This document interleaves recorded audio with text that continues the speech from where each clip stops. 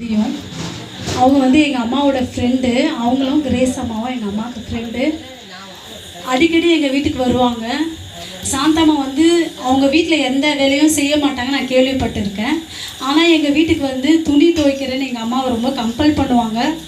ஏன்னா ஊழியக்காரர் வீட்டுக்கு வேலை செய்தால் அது ஆசீர்வாதம்னு அவங்களுக்கு நல்லா தெரியும். இன்னொன்று அவங்கக்கிட்டேருந்து நான் கற்றுக்கொண்டது என்னென்னா, சர்ச்சுக்கு ஒழுங்காக வந்துடுவாங்க. உபாச ஜபம் 12 மணினா 11 மணிக்கே வந்துடுவாங்க. அவங்க வந்து எங்கள் அம்மாவுக்கு மட்டும் ஃப்ரெண்டு இல்லை, எனக்கும் ஃப்ரெண்டு தான்.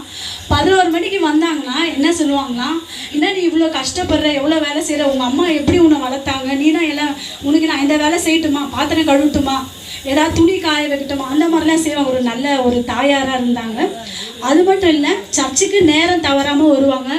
நம்ம சர்ச்சில் இருக்கிறவங்க எல்லாமே லேட்டாக தான் வருவாங்க. ஆனால் அவங்க 8:30 மணிக்கு ஆராதனா 8 மணிக்கெலாம் வந்துடுவாங்க. அதை வந்து நம்ம ஃபாலோ பண்ணணும்.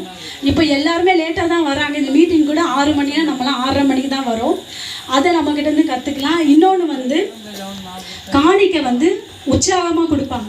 உற்சாகமாக கொடுக்கணுன்றது தேவன் பிரியமாக இருக்கா. ஒரு தேவனுக்கு பிரியமான மகள் அவங்க.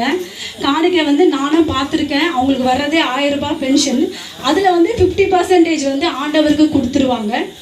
அப்புறமா வந்து சபைக்கு வந்தாங்கன்னா மற்றவங்களை பற்றி ஏதாவது சொன்னோன்னா என்ன சொல்லுவாங்கன்னா, எங்கள் வீட்டிலே எப்படி இருக்காங்க, மற்றவங்களை எந்த குறையும் சொல்ல மாட்டாங்க. என்னை பொறுத்த வரைக்கும் அவங்க இங்கே எப்படி இருக்காங்கன்னு எனக்கு தெரியாது. என்னை பொறுத்த வரைக்கும் ஏதாவது ஒரு பிரச்சனைனா எங்கள் வீட்டிலே எப்படி இருக்காங்க, நான் எப்படி மற்றவங்கள சொல்லுவேன், அந்த மாதிரிலாம் சொல்லுவாங்க. அவங்க வீட்டு பிரச்சனைலாம் என்கிட்ட மனம் விட்டு பேசுவாங்க. அவங்கக்கிட்டேருந்து கற்றுக்க வேண்டிய காரியங்கள் அநேகம் உண்டு.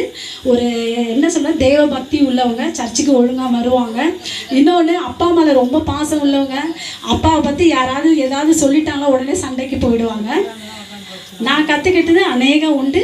நீங்களும் நம்ம சபையாரும் அப்புறம் அவங்க குடும்பத்தை சேர்ந்தவங்களும் அவங்க என்னென்ன காரியங்கள் கடைபிடிச்சாங்களோ ஆண்டவருக்குள்ள, அதே போல் கடைபிடிச்சி நம்மளும் வாழணும்னு சொல்லி என்னை சாட்சியம் கொடுத்துக்கிறேன். ஆமாம்.